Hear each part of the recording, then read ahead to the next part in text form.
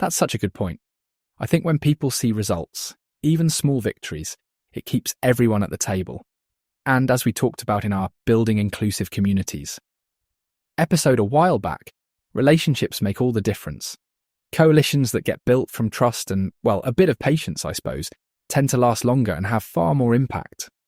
Exactly. Strong voices are louder together. Should we shift a little, like being united is brilliant, but what happens when you want to turn that unity into actual change? You know, stuff that affects laws, policies, how society thinks. Absolutely, and that's the next critical step. Getting policymakers, and honestly, the wider public to pay attention.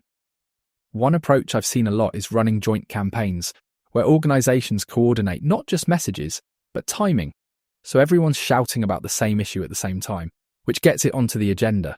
The media side of that is massive. Ruby, how much do you reckon media shapes this space? Oh, heaps. I mean, with the right story at the right moment, media can do so much of the heavy lifting. I always think of the UN Convention on the Rights of Persons with Disabilities, 2006, right? That global attention, all those news cycles, it changed how loads of people saw disability rights. People who'd never thought about accessibility before suddenly saw it as, I don't know, a basic expectation rather than a bonus. Yeah, the shift in perception there was so real. Sometimes it feels like public campaigns kind of lay the groundwork, softening up opinions, and then legal or policy changes follow. Or is it the other way? It blurs, doesn't it? It totally blurs. But I reckon, without getting too nerdy, media isn't just reporting what's happened. It's shaping the conversation, pushing issues up the priority list, or sometimes, let's be honest, dropping them off if people lose interest. And to get the public on your side, you need stories and faces, not just stats and legal jargon.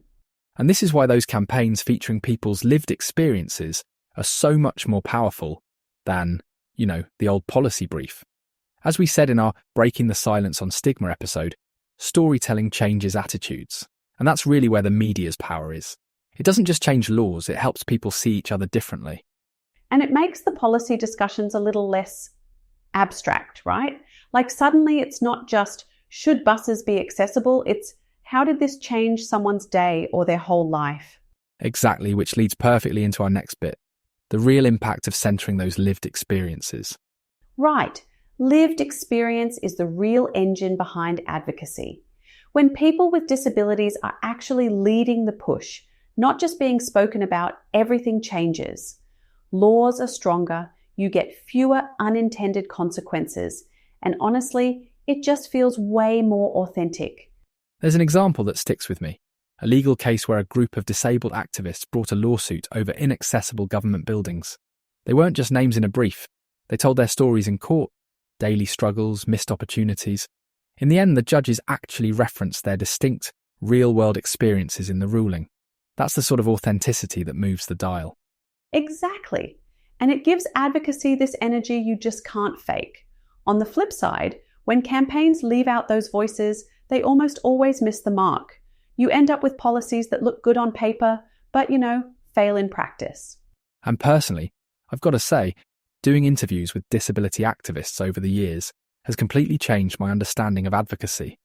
When you hear directly from someone, it breaks down all these assumptions you didn't even realise you had. An hour-long conversation taught me more than years of research. Couldn't agree more. Instead of trying to give people a voice, the job now is to listen, amplify, and maybe get out of the way a bit. That's what drives real progress. Definitely. So that's all we've got for today on advocacy in action. Next time we'll dig deeper into practical tools for self-advocacy and how to get your story out there. Should be a good one. Yeah, can't wait. Thanks for tuning in, whether you're riding the bus or cooking tea. Eric, always a pleasure. Likewise, Ruby. Take care, everyone, and see you on the next episode of Beyond the Label. Bye. Bye all.